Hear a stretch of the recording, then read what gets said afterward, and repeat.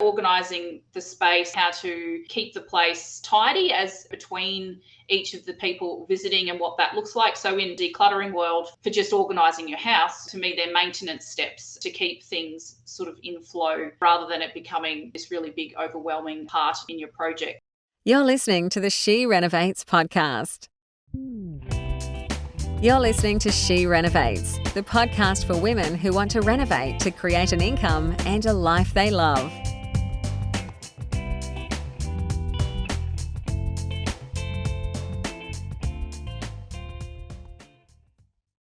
Hello everyone. So welcome to our first episode for 2023. I hope you all had a great break. And to kick off this year, I've got a special guest in Virginia Wells. Now, Virginia is a professional organiser located in Canberra. And since 2013, she has loved to help people get their homes, offices and lives organised via her business, Well Sorted.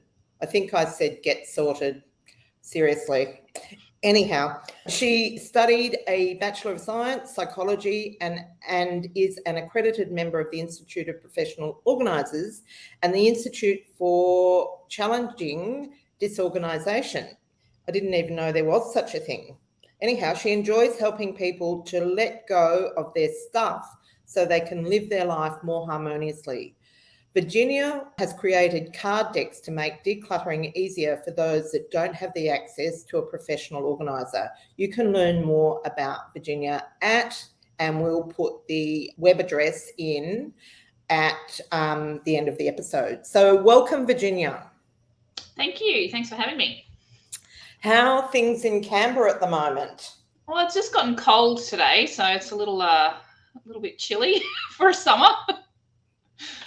Yeah, it's been, well, apparently we've had a very cool summer, but I've actually quite liked it because I'm not in love with the heat. Yeah. So, yeah. Thanks. Now, Virginia, just before we kick off with the content we'd planned, what is the Institute for Challenging Disorganization? So it's an American based company because there's not a lot available in Australia other than the Institute of Professional Organisers. And it's an institute that help train and give information to professional organisers and productivity coaches. And I think that, the general public can probably join as well. But essentially, it's usually professionals wanting to get information on how to help disorganisation. And it's usually within the chronic, in the industry, we call it chronic disorganisation, where it's lasting for years, decades, and affecting people's lives sort of day to day. And so would you work with people that have issues around hoarding and so on? Yeah, so I have a very small subsection of clients that suffer from hoarding disorder. It is, in the DSM-5 manual, so it is a disorder, and like one of the markers for hoarding disorder is that usually there can be denial that there is a problem. So a lot of people with bona fide hoarding disorder are not necessarily reaching out for help. It's more their family, friends, neighbours that are, observing it and asking for some assistance. Okay, so yeah, that's really interesting because I must admit I have bought hoarders' houses in the past and they have been interesting.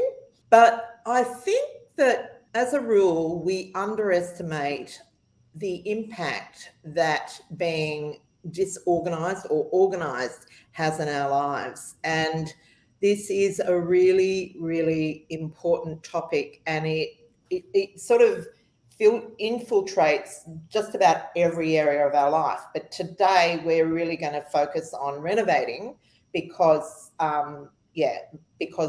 that's what we do, and talk about the ways that, or the skills and strategies that you can suggest for helping us to manage our renovation projects. Yeah, I'm looking forward to it. Different angle to where I'm usually talking about it. So it's nice to have a different, different conversation. Yeah. So when you and I talked like a few weeks ago about this topic, you were full of lots of ideas about how a renovator can actually manage, I'm going to say her project because most of our renovators are women, in such a way that they do stay on top of it. Do you want to start to talk to that? Yeah, so there's a few different things that I believe can help, and that would, firstly, I'm assuming when you're running that renovation, you've got various different tradies and different things that you're trying to stay on top of. So having a good way to manage all of those tasks and communications would be useful. So there's different apps and things that you can use, and there's one that I use that I love and can talk about if you want to go down that route. But I think you could use the David Allen GTD or Getting Things Done system within any of the apps and to-do type things that you might be using already, and adapt it to suit. One of the other aspects I think that could be interesting to your members is discussing just organizing the space, how to keep the place tidy, as between each of the people visiting, and what that looks like. So in the decluttering world, for just organizing your house, to me, they're maintenance steps to keep things sort of in flow, rather than it becoming this really big overwhelming part in your project, that if you're sort of reviewing it daily or weekly, depending on what sort of part of the projects you're in, that's going to just keep the place in flow for you to get the next person in or what have you, and keep that overwhelm down. So yeah, let's go a bit deeper. We'll go back to the Getting Things Done thing in a minute. Yeah. But so let's go a bit deeper into that. I always put into my scopes that the trades clean up after themselves. Yeah. But they never do it to a level that I think is adequate. And so what would you like, how would your way of doing it impact that? Yeah, I guess I'll preface this by I've never done a renovation, so I'm just guessing with what I've seen on renovation shows and that type of thing.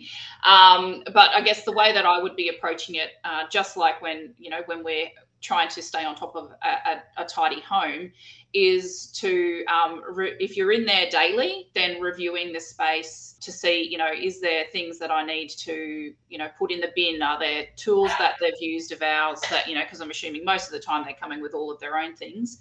But on occasion, there might be things that they've used of yours, or moved items to get into other areas, that type of thing. So just basically doing almost a reset of the space that they've worked in, to make sure that it's right for the next lot of trades, or if it's finished, that you're then being able to style it and that type of thing. Yeah.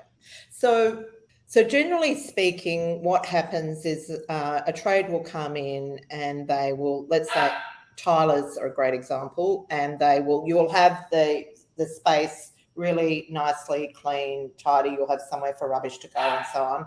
And they will come in and they'll do their job, and you will end up, if they're feeling tidy, they will tidy their bits of tile off cuts, in an area. But generally speaking, you have to go and do a clean up after that. I guess the key is to do it daily. Is that what?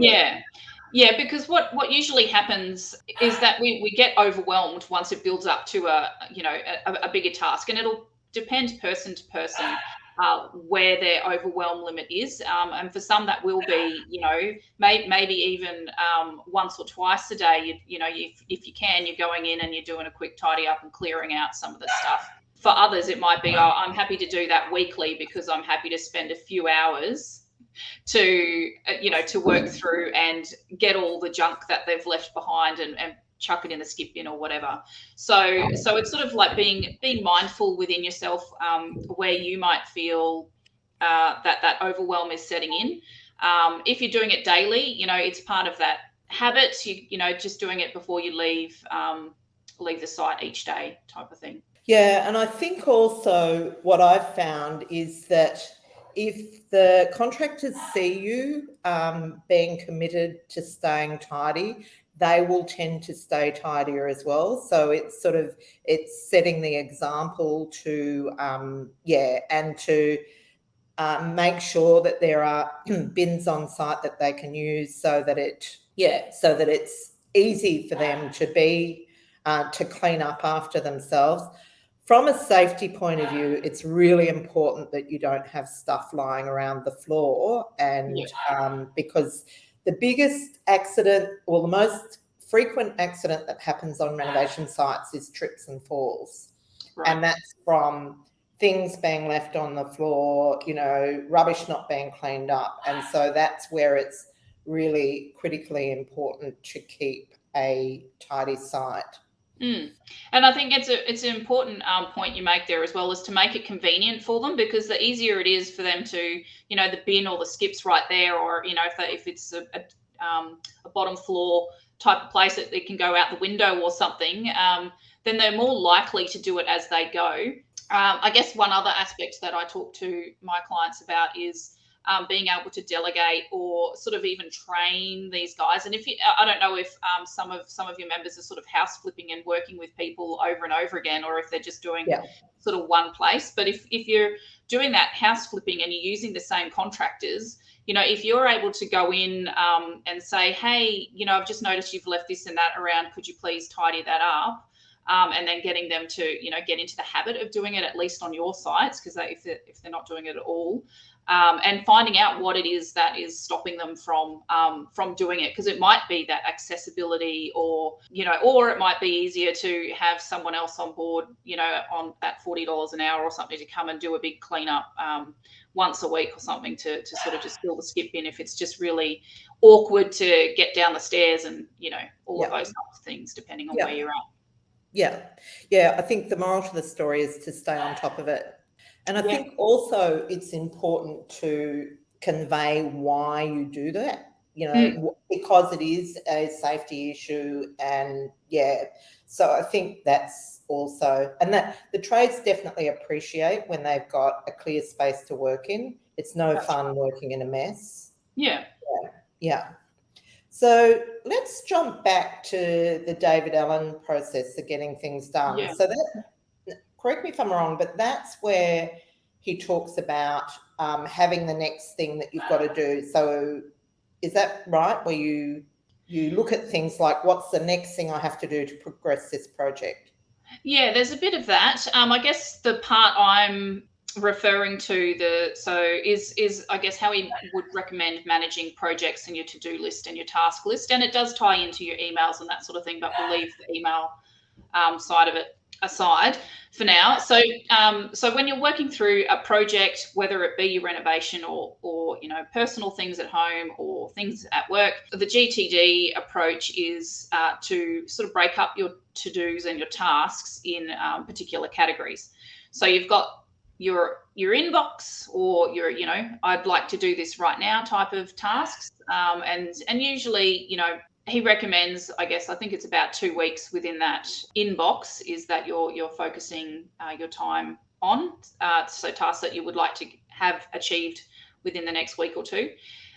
Then you've got the next category, which would be things that are beyond the 2-week period, and the other one would be someday. So they're things that if you did it, today or in a year's time, aren't really going to be that big a deal. Or if you, with your renovation, you might have it in the someday because it's, well, we don't need to have figured out the tiles until, this and that's been done. And it's like way down in the project list. And so you might have, for your someday category, you might have it for 6 months and beyond or something like that. So just choosing the time frame for yourself. The other category that I find is just really vital and useful for anything. And like I said, you can add this into any to-do app, or if you're doing lists on paper and that type of thing. It'll work anywhere. Is just being across that. The tasks where you're waiting for someone else to get back to you. So with your renovations, if you've called somebody, often we might tick that off our list and say, oh yeah, I've called such and such. I've left a message, and then we just assume they're going to call us back, and it's off our list and we've forgotten about it. But with the GTD approach, they would recommend that you then have it in this waiting for category. is what they call it. So I'm waiting for somebody, I'm waiting for time to pass, I'm waiting, what else have I used it for? I'm waiting for another task. So I can't, it might be, I can't order this until I know, if everyone's sort of rolling their eyes at me because I'm not a renovator, I can't buy this tap until I know what basin I have because they're not going to fit or something like that. So I'm waiting for the sink approval before I order the taps. Yeah. But that you need to order them, so you've put it all in your list, that type of thing. So so the waiting for category, I think, is one of the really crucial ones to be able to stay on top of those tasks I just mentioned with the basins and things, but also, ticking off the plumber needs to come, and then you can put a due date on it to say, I want to follow up with that plumber if he hasn't called me back in 3 days. And that way you're staying on top of the project and instead of sort of scrambling, going, oh no, I forgot that guy hasn't gotten back to me yet. So that's a summary of it. I think that's something that I do a lot, which is a problem, is that in the beginning of the project, I will map out absolutely everything. I'll even select what I need, and then in terms of ordering, and then in my mind, it is done. But in reality, all of a sudden I'll think, oh my God, I've got the plumber turning up next week and I don't have the toilet on site, because I haven't bought it. And particularly now when we have supply issues, you really need to get things on site well ahead. But so if you're waiting for then, do you put a date on it so that you don't just wait until it turns up, but you give it only as much time as it's allowed? Yeah, so the due date part of it would be, at what point do I need to follow this up before it becomes an issue? So, if the plumber's booked in, for the 3rd of April, and you need the toilet, but that there's these delays or there's potential delays, you might put it out, even a month before the plumber's due to say, has my toilet arrived yet? And so if the toilet hasn't, so the task might be order toilet, and you've ticked it off as done and it's in waiting for.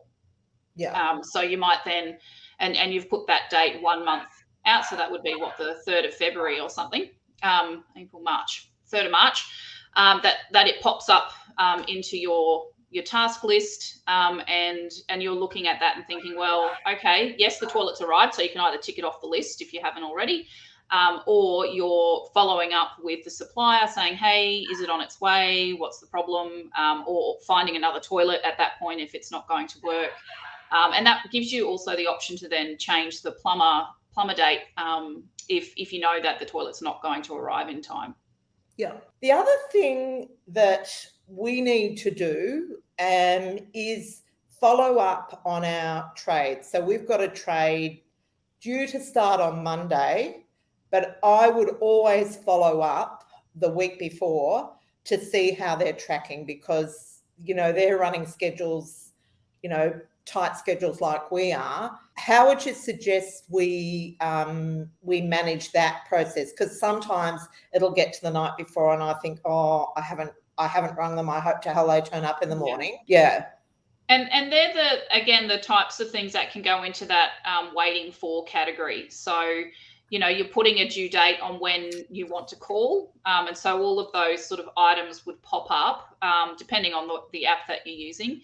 It might even be that you're putting this into your calendar, your phone calendar, if that's how you're managing things, to say, hey, I'm going to follow this person up on this date. So to keep on top of anyone that you're needing to call, or items that you need to purchase and that type of thing, or check on, deciding, well, how is the best way that I can keep a track of that? Am I using an app that's going to, pop up and come up on those due dates and say, here's my list of phone calls for the day? Or are you, popping it into your phone app? I find paper versions become a little bit more complicated because you physically have to manage it and move things around and rewrite it and change dates, and you know, you might end up with 10 sheets of paper with all of the same types of tasks moving around on it, whereas apps and a spreadsheet or something will be a little bit easier to manage because you can move that, you know, digitally. So a lot of our renovators are managing their programs in smart sheets, which is sort of like a Gantt chart. But Okay. like you've referred to the Getting Things Done app, would that integrate with your program? So the GTD approach isn't the app that I recommend. The app is called Nirvana HQ, NIRVANA HQ. I think it's just .com. You can do a free version of it. It has like 5 projects you can have in there for free. And then if you want to have more projects, so projects would be like a renovation or like planning a holiday or something like that. But I personally don't use projects at all. I just use the task list and move. So the folders that I recommended, you know, the inbox, the next, waiting for, and someday, they're all set up for you in that app. And then you can just drag and drop your tasks around and put in due dates and notes and that type of thing. So it's really easy to use, in my opinion. You can go nuts with its functionality. There's a lot more within it, but if you just use the basic functions of typing in the task, like order a basin, and the due date bit, you know, it'll still be great for what we've been talking about today. Yeah, awesome. Yeah. But you can do this with Trello, you know, even with smart sheets. I don't know if it has, you know, if it's a bit like an Excel spreadsheet type of thing. Just have a column for, like, have a due date section, and if you can get it to sort on the dates, that might help you sort of manage your calls and things if you're waiting to call someone back at a particular time. Yeah. Okay. Awesome. Now let's get on to our next topic. I'm saying women, but what do homeowners want to make their home more practical and easier to live in? So in terms of, I guess we're talking about storage. Yeah. So what are some of the features that you think makes a home more livable from a productivity point of view? Yeah, I love this question because I often get comments when I'm walking through homes that are for sale, and the real estate agents are always like, shh, stop talking, because I'm like, man, this kitchen is completely unusable. Like, how could you, there's nowhere to, where's the pantry? You know, all those sorts of things. So, there is certainly, having worked with clients for about 10 years now, there's certainly typical complaints, and storage is definitely one of them.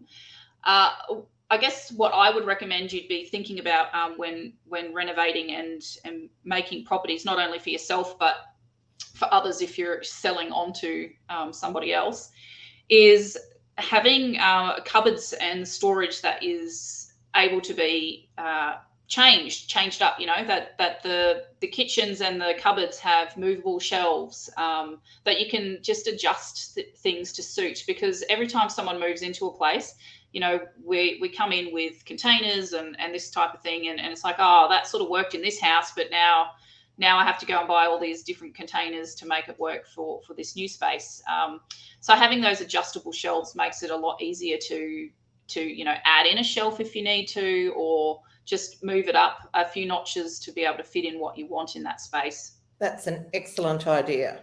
And always, like, if you're doing it for yourself, like, you know, making something for somebody else is a different kettle of fish. But if you're building this space for yourself, the other thing I would add is be really conscious of what you're going to keep in your house. You know, if you can have decluttered and know exactly what is staying in your house as you move into this new renovated place, you'll have a lot better idea of what storage solutions to create for yourself as well. So if you know that you have this big paper craft collection, you know, that I'm using that as an example because it takes up a lot of space, then you know that you need to build these special cupboards with racks that would hold your paper and those types of things in a way that is easy for you to access. And, you know, you'd be Pinteresting all the different ways that space would work well for you, so that you can do that craft when you move in. But it's the same for a kitchen or something. If you're a big cook, knowing how many gadgets you're going to have, and are they going to be out on a bench? Are they put away? Are they behind doors? Just being really clear on what you want in your house and how everybody's using it will give you a better idea of how to create storage solutions that are going to actually make you smile when you move in. Yes, that's something that I have taken on, and it may have been since you and I spoke last, taken on with vengeance. So we are planning and hopefully soon starting a renovation on our own home. And what I have on the kitchen table is an exercise book and we have a list in that of everything that we need to find a place for storage. So things like bulk dog food, and like when you get a dog, you find a place to put it.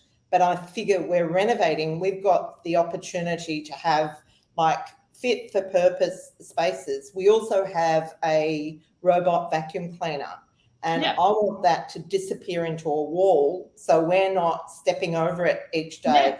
And I think that is a really powerful thing to do when you're renovating your own home.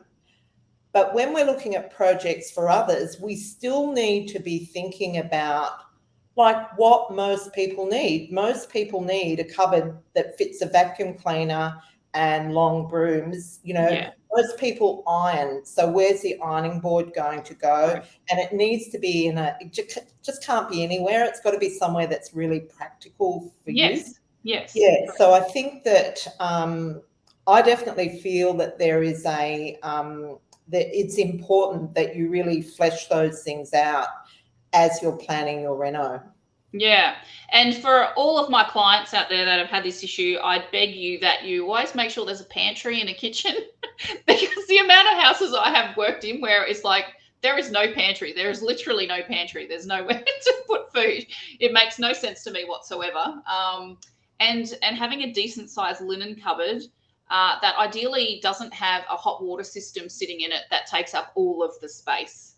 Because they're the two pet peeves that I come across with everyone, is that they've got nowhere to put their linen, and kitchens are made with not enough storage to have a pantry.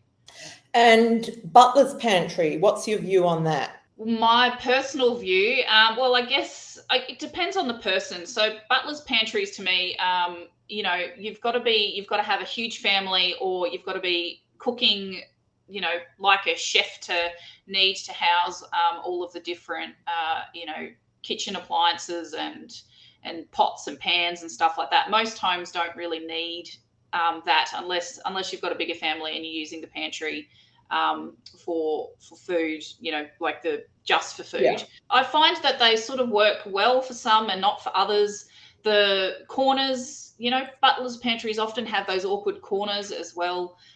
So sort of thinking about how those spaces would be used most efficiently or effectively so that you can access everything in that space because they can be quite awkward, I find. Like they look like they're going to be so helpful and useful, and then when you actually go to use it, the functionality ends up dropping quite substantially. So that's where, again, I'd be saying, if you're going to be creating a storage place, is to think about how that will be used. Is it going to be used with, the Pinterest look of containers all the way along the back shelf, or glass jars or something, and that's how those corners are filled and you're seeing side to side. But then, that means that the way that the shelving, if it's one of those ones where you walk in and the shelving down both sides as well as the back, well, how is that working? Is there a gap and we can hang up some things so that there's a bit of a space? So yeah, just really thinking about how that space is going to be used. And that's much easier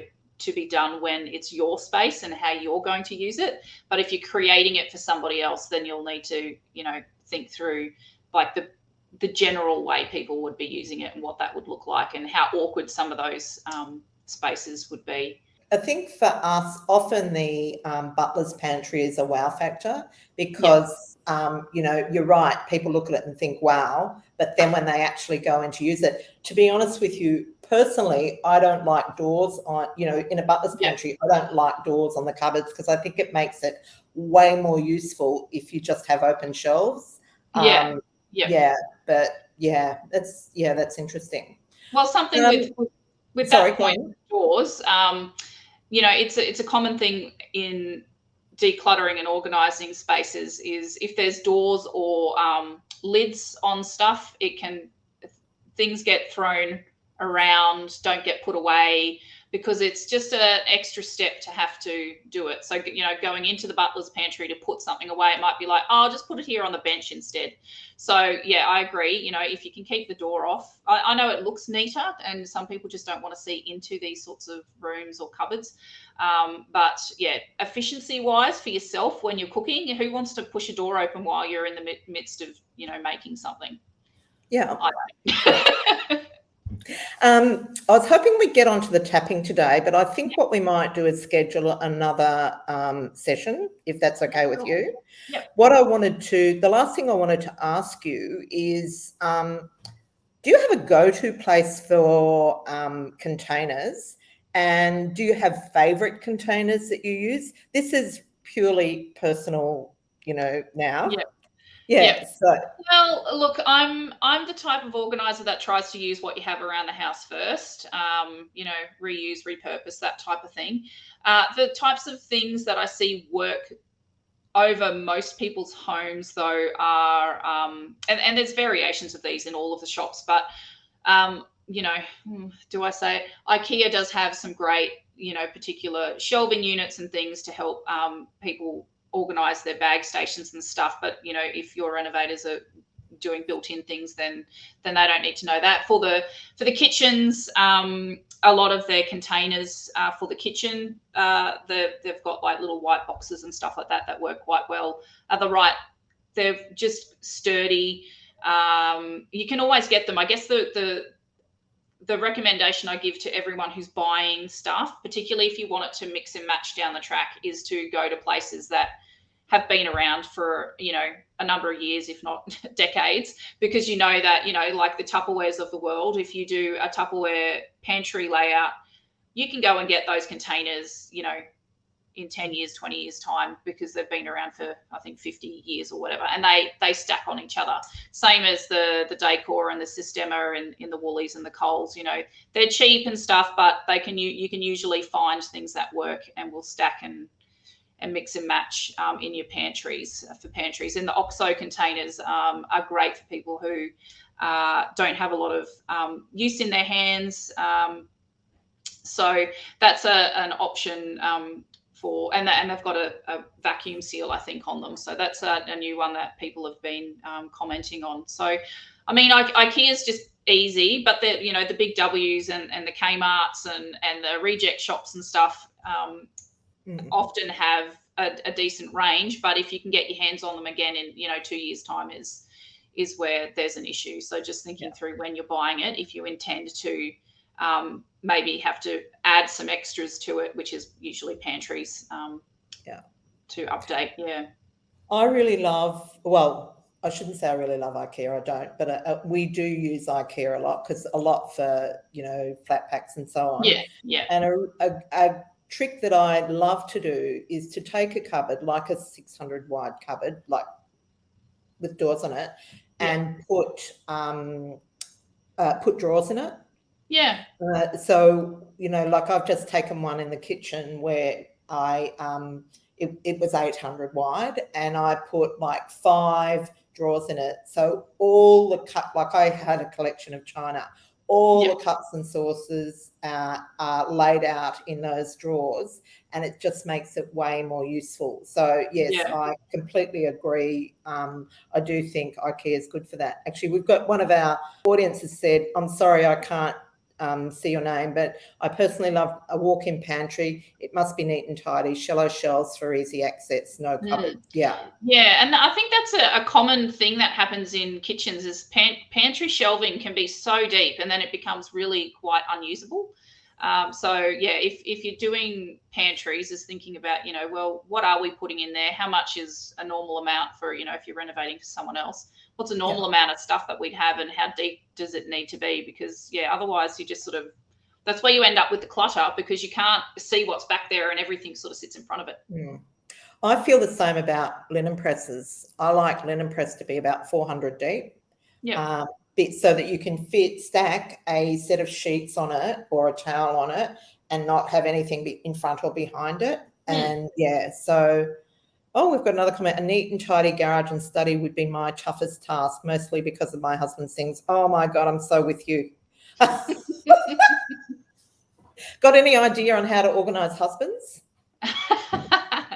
Well, I always recommend that we start with our own stuff, and the easier it is for us to find our things and lead by example. But I have a few different tips on how to get other people on board, but it does take quite a lot of talking, conversations, getting an idea of what their vision for the space is and how they want to use it, so that you get their buy-in to actually go along with it. But most of the time, I find that the wives in the husband and wife scenarios, the wives often do all of the work, the decluttering and getting it all organised, and the husbands are okay with those changes. If you're asking some questions along the way about, can I get rid of this? Or I was thinking, pare it down to this. And so you're basically project managing all of that side of things. They just don't really want to do it. Yeah. And do you feel that drawers are more useful in a kitchen than cupboards? Or it depends. I didn't know if you had time, because when you mentioned the drawers in the IKEA cupboard, it reminds me of the corner cupboards in kitchens, particularly. They're really quite awkward. They've got a few different things that seem to be out now, compared to 40 years ago, where you just got the standard cupboard that everyone hates getting into. So drawers definitely work really well in those corner cupboards. I think it gives you access to everything, and and then you've got levels that you can then stack items in, instead of when you've got the shelves. You've usually only got 2 shelves in those bottom corner cupboards anyway. And it makes it a little bit more awkward to have things in there, even if you had things in tubs to pull them out and get to other areas. So drawers, I think, in those sections work really well. If you are using the ones that pull out of the cupboard, how you can get the ones where you sort of pull and the whole sort of system comes out or spins around, those types of ones for corner cupboards, I find those not very helpful if they're the spinning around ones, because I haven't seen it work really well anywhere, because things fall off and then you can't spin the system anyway, so you're sort of having to dig everything out to get to the thing that's fallen off and stuff. So the ones that have worked well are more the pull out style ones, and they've got higher sides to keep things contained. So you could even have pantry items or something in there if you wanted to, but they're not able to fall out and sort of stop the mechanism from working. So and sometimes I find that drawers can be a little bit awkward if they're being used for pantry items, because then you're sort of labeling things on the top, and it's not as easy to, if you're using packets instead of containers to store food, you're sort of having to pull everything out to look at it. Whereas if it's on a shelf, it's easier to group or have baskets with labels on the front that you can read. Whereas, it's pretty hard to store baskets in a drawer facing in a fashion that you'd be able to read it very well. Yeah. So I think it depends on the items, really. Awesome. Well, and there's a comment here. I saw a great storage hack I'm definitely going to do. Trace your drawer space out with baking paper, take it to the store, Kmart or wherever, and fit the storage containers onto the cutout. Then you'll know the configuration will fit. That's a very good idea. I don't think I have that much patience to do it, but I like the commitment. Yeah, or but just I always recommend measuring, and I think we talked about this when we first spoke, Bernadette, is to measure before purchasing your storage solutions, because the amount of times that I do it myself as well, and I'm like, I'm just not following my own advice here, and curse myself, because you end up with a storage solution that just doesn't work. It doesn't fit in the drawer. It doesn't fit in the cupboard, and then you're having to bring those back and exchange them, or they sit around because you couldn't be bothered bringing them back. So yeah. But that's a great way with multiple containers, is doing that baking paper tracing. Yeah. Well, I must admit, I'm very precious about my spice drawer, and every Christmas I make it over, and I decided to buy these, there's sort of a tray that has little slots to make the bottle stand up a bit. Yeah, yeah. And I measured it up, and then I ordered it on Amazon, and it came and it didn't fit. Now I thought, how does that work? Like I measured it twice, but still didn't fit. So who knows? Yeah. Well, I guess they could have got their measurements wrong, right? I don't think so. I think it was me. But anyhow, there you go. So just before we go, now you have card decks to help people stay organised. What are they about? Yeah, so I've got some decluttering card decks that I created because I had a lot of clients who were saying, I really don't know where to get started. I'm not sure what to do, that type of thing, and just not feeling like they had the motivation to do it. So I tried to make it a little bit fun, and you sort of shuffle the deck, and you can just choose something at random, and so it'll pop up, and it might say organize your sock drawer, and then it will give you a few little tips on how you might tackle that based on the types of things that have come up as issues for my clients in the past, and maybe some little tips or something on how to do that.